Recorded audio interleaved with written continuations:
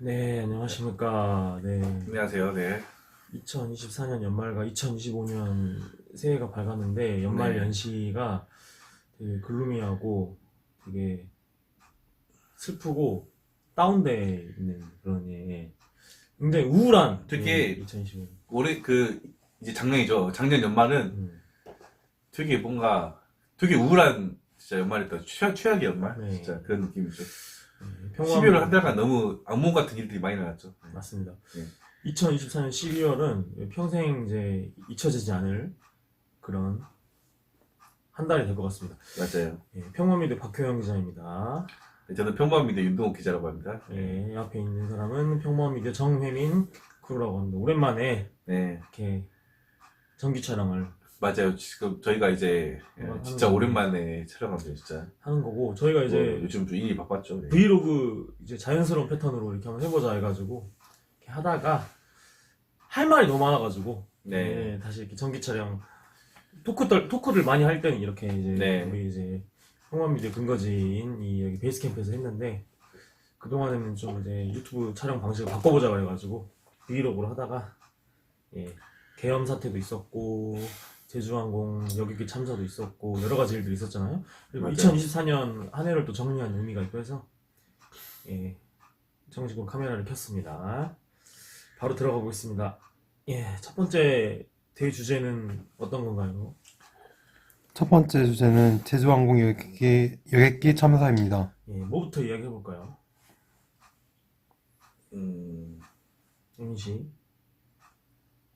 첫 인상과 총평. 일단은 2024년 12월 29일 언제 접했어요? 저는 이제 제가 그때 일을 하고 있어가지고, 네. 일을 하면서 갑자기 이제, 철민이 친구가 이제 카톡을 보내더라고요. 무안공항에 이런 일이 있었다. 이걸 보내가지고, 제가 보고 놀랐죠, 되게. 그때가 일요일이어가지고 이제 동욱이는 이제 동물원 근무를 하고 있잖아요. 그렇죠. 그래서 그때 오전 9시에 사고가 났고 9시 반 9시 넘어서 10시까지 그 사이에 이제 속보가 터지면서 이제 전파된 거거든요. 맞아요, 네. 그럼 이제 일하고 있다가 이제 친구를 통해서 이제 소식을 듣다고. 가가지고 뉴스를 보니까 이제, 처음에는 사망자 숫자가 막 60 몇 명이었다가, 네.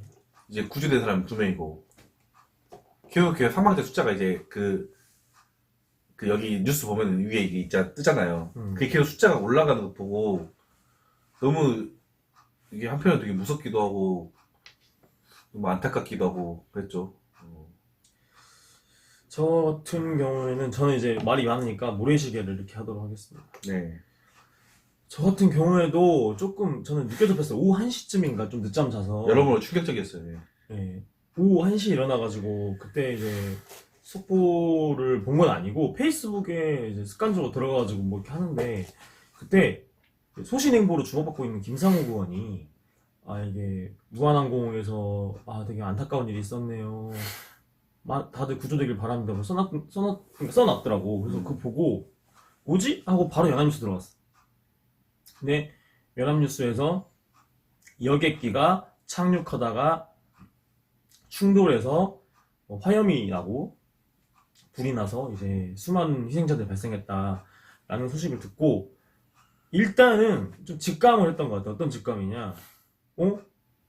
세월호 참사 8년 지나고 이태원 참사 2년 지나고 또 여객기 참사, 뭔가 이게 100명 이상이 죽을 수도 있을 그런 참사가 나는 건가? 라는 불길한 예감과 직감이 들어가지고 좀 무서웠던 그런 첫인상이에요.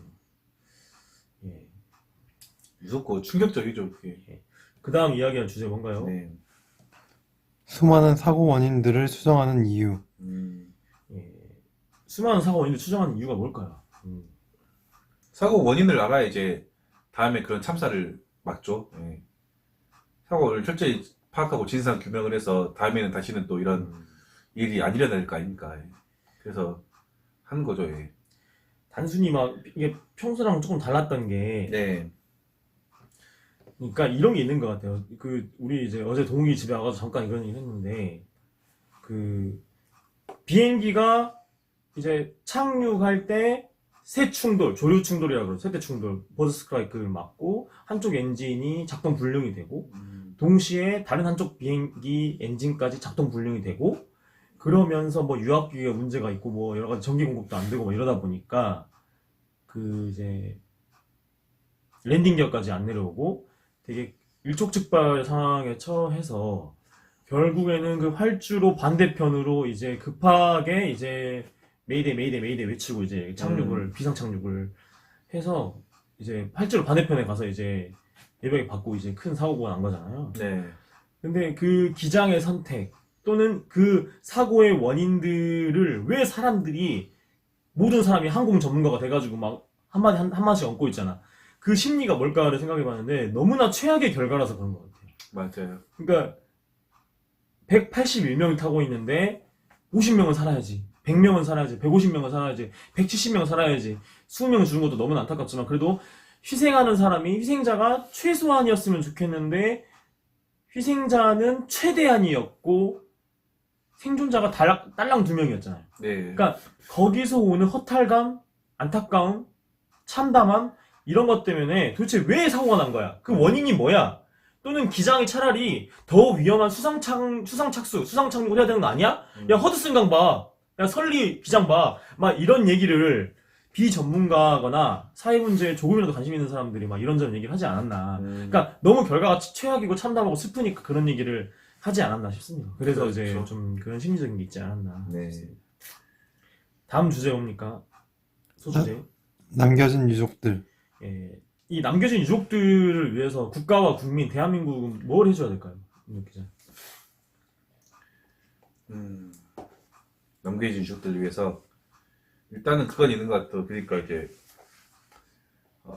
뭐 정부나 그런 곳에서 당연히 이제 그런 유족들에 대해서 어떤 신속한 지원 체계, 뭐 진짜 막 어떤 장례 절차나 이런 거 시작해서 심리적인 그런 트라우마 극복 이런 거에 대한 많은 지원을 해야겠죠. 네.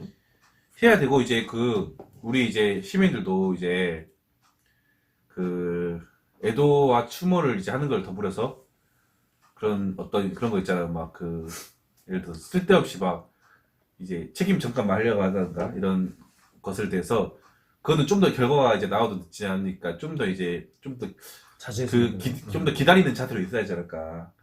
그런 또 이제 함부로 이제 그런 유족들 향해서 이상한 말 하지 말고 그래야 하지 않을까 하는 생각을 합니다. 예. 그러니까 유족들이 그러니까 심리적으로 정서적으로 상처받지 않도록 가슴을 헤집는 그런 말들과 언행을 좀 자제를 해야겠는데 아직까지 그런 말들은 이렇게 많이 없는 것 같긴 합니다. 그러니까 아주 일부의 극소수의 네. 정신 나간 사람들이 항상 있는 건데 그렇죠. 세월호 참사나 이태원 참사 때에 비해서 네. 집권 세력의 책임 문제나 약간 실책이나 이런 소재가 크게 부각되지는 않고 있어요. 지금 대통령과 이제 권력이 지금 공백 상태니까 그런 부분도 있고 뭐 정권이 잘못됐다 이런 말 하는 사람들은 거의 없다 보니까 네. 이제 정치권에서도 이상한 막말, 공격적인 언사 이런 것들은 아직까지는 안 나오고 있어 다행이긴 합니다. 그렇죠. 그래서 혹시라도 이런 말들이 나와서 유족들한테 상처가 되지 않았으면 좋겠고 각별히 유의를 했으면 좋겠습니다. 맞아요. 그러니까 유족들한테 우리가 뭘 해줘야 될까? 저는 이제 말 그대로 우리가 그러니까 클리셰처럼 입에 붙어 있는 말이 뭡니까? 삼가 고인의 명복을 빕니다가 있고 또 뭐가 있죠? 이거랑 또 뭐가 있잖아. 가장 많이 하는 말. 명복을 빕니다. 삼가 고인의 명복을 빕니다 했잖아. 슬플다. 한자랑 뭐야? 한자 슬프다. 모르겠어요, 뭐죠? 갑자기 기억이 안 나네. 비애라 그러잖아 우리가. 비애, 그렇죠. 애라 그러잖아. 애. 예. 그러면 애 뭐라 그래? 뭐를 표현한다고? 애도. 그러니까 그렇죠. 충분히 애도할 수 있는 시간을 가질 수 있도록 우리가 배려하면 좋지 않을까. 그렇죠, 맞아요. 예. 그러니까 유족들이라는 시간이 게 필요해요. 예. 충분히 슬플 겨를과 여유가 없어. 왜냐 시신 수습해야 되고 그렇지. 기타 배상 보상 문제도 있고 그거는 이제 나중이지만은 네. 그 다음에 왜 우리 자식, 우리 부모님, 우리 이제 가까운 내 와이프 남편이 왜 목숨을 잃게 됐는지에 대한 사고 진상규명 이런 그렇죠. 것들도 있는 건데 네. 그러니까 이런 것들에 대해서 최대한 에너지를 안 쓰고도 국가에서 철저하게 규명해서 다 결과표를 갖다 주고 그러면서 배상 문제나 보상 문제도 먼저 유족이 얘기하지 않아도 충분히 할 수 있게 도와주고 뭐 각종 기타 지원이나 이런 부분들이 부족함 없이 돼야 된다라는 게 기본인데 그렇죠. 그것은 유족들이 그러니까 내 목숨보다 더 그 소중한 가족들을 잃어버린 것에 대해서 충분히 슬퍼할 수 있는 여유를 좀 주자. 그렇죠. 그러니까 그럴 수 있도록 배려를 좀 하자라는 게 제 생각이에요. 그래서 맞아요. 이 국민들도 그런 것 같아요. 그러니까 이게 예를 들어서 이런 겁니다. 그 안현모 씨, 그러니까 라이머 씨랑 이제 이혼했던 안현모 씨 같은 경우도 뭐 안현모 씨가 굉장히 이제 지성인이죠. 네. 똑똑하고 뭐 그건 알려져 있는데 네. 안현모 씨가 이제 생각이 없어서 그런 말 쓴 것 같지는 않은데 네. 뭐 이제 모든 것은 운에 달렸다. 네. 뭐 그게 평시였다면 그게 뭐 이게 맞는 말이죠. 모든 건 운이에요. 내가 죽고 살고는 그렇지. 내가 결정할 수 있는 게 아닐 수도 있어. 네. 그러니까 길 가다가 우연히 그냥 나는 횡단보도에 서 있는데 네. 술 마시고 운전하는 어떤 미친놈이 갑자기 190도 꺾어가지고 난 달라질 수 있어. 그렇지. 배등가 한 것처럼. 그 차에 치이면 네. 배승하 양이나 그렇지. 윤창호 윤창호. 친구처럼 내 의지와 상관없이 목숨을 잃는 거잖아. 그렇죠. 사실상 이번에 제주항공 그 여객기 타고 있던 사람들도 네. 자기 의지와 상관없이 생에서 사로 넘어갔잖아요. 그렇죠. 그러니까 지금 이 시점에서 누가 봐도 그 참사의 영향을 받아서 인스타 스토리에다 그런 글을 올렸는데 네. 모든 것이 운이다. 그러면 운이 없어서 죽은 건가? 뭐 이렇게 돼버리잖아. 그렇지. 근데 사실 운이 없어서 죽은 게 맞죠. 네. 그러니까 내가 어떻게 할 수 있는 부분이 아니죠. 근데 그거를 말로 하면은 아주 예민하고 전 국민이 그러니까 국가적으로 이렇게 슬픔에 빠져 있는 이 시기에, 이 예민한 시기에 그래버리 운이 없어서 죽었다라는 게 되잖아. 적절치 못했지 좀. 그러니까 사실 그 말이 그 사실로 보면 맞죠. 운이 없어서 죽은 게 맞죠. 근데 죽으면 안 되는 사람들이 죽었고 누군가가 잘못했고 이런 얘기를 우리가 공감대가 있는데 운이 없어서 단순히 죽었다 해버리면은 운이 있으면 살았네? 운만 있으면 되네?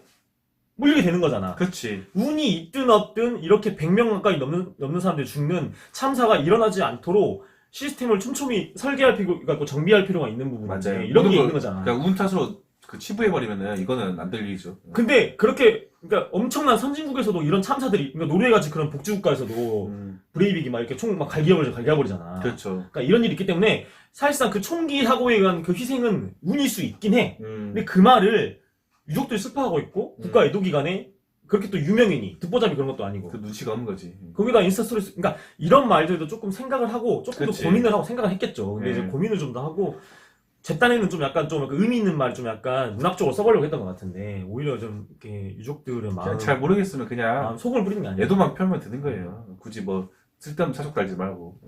그런 생각이 들어요. 네. 조심을 하자.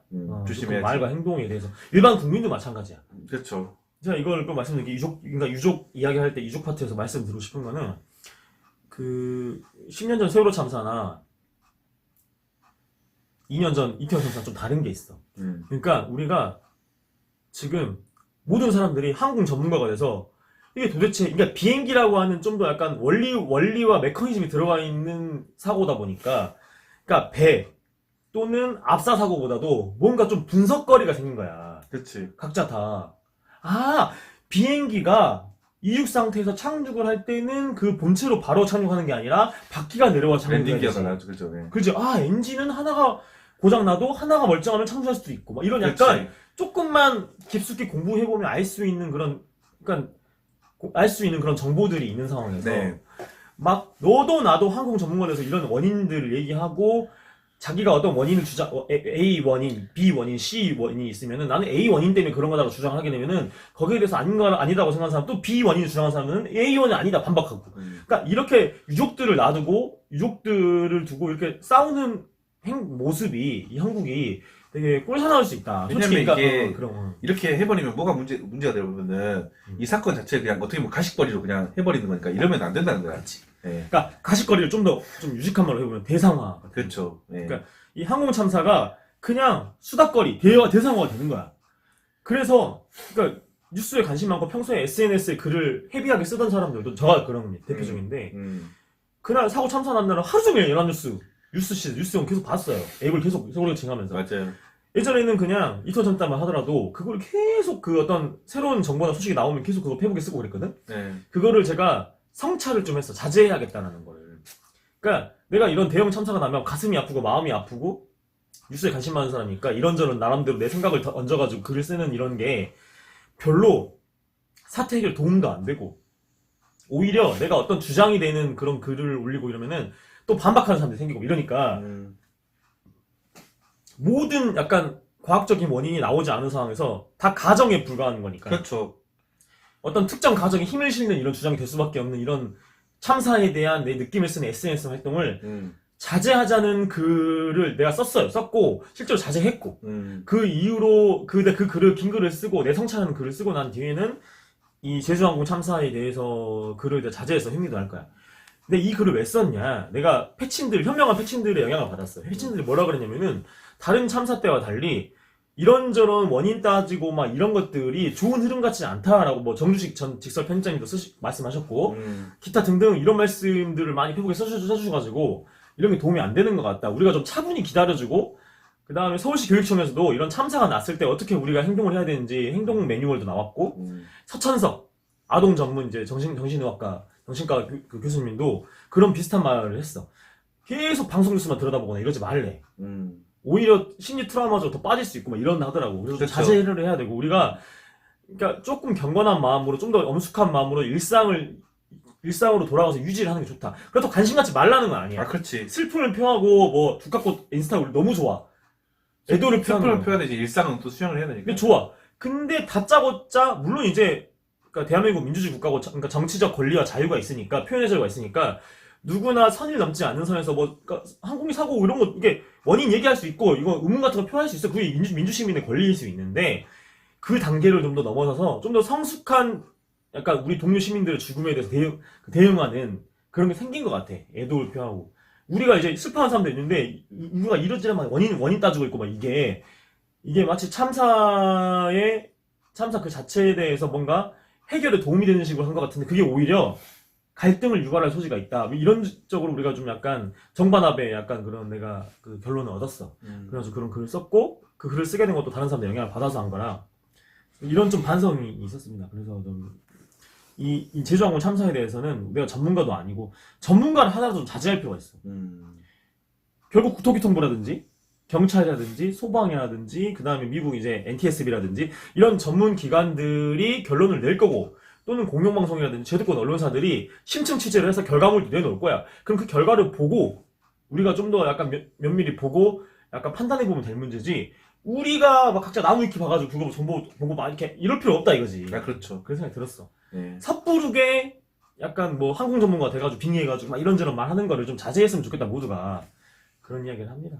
물론 이제 SNS 안 쓰더라도 술자리에서 뭐 이런저런 얘기하는 것까지 다 무슨 박정희 시대도 아닌데 막 말하지 말자 이건 아니에요. 그렇지. 예. 그 단계를 넘어선 거야. 맞아요. 그러니까 독재 시대에서 표현의 자유가 억압되던 시대가 1단계라면 거기서 넘어가서 누구나 대통령 욕하는 시대가 2단계야. 그렇지. 그 2단계 정도 넘어가자는 거야. 내가 말하는 그 말 때문에 상대가 있고 누구는 영향을 받는 사람들이 있기 때문에 그 사람들도 생각하면서 말을 하고 표현을 하고 글을 쓰는 시대로 넘어갔다 이거야. 그렇지. 성숙하다. 그러니까 우리가 악플 시대도 겪었잖아. 악플도 이게 문제가 있던 우리가 악플한다는 건 아닌데 어쨌든 그런 게 있다. 알겠습니다. 이건 여기까지 하겠습니다. 예.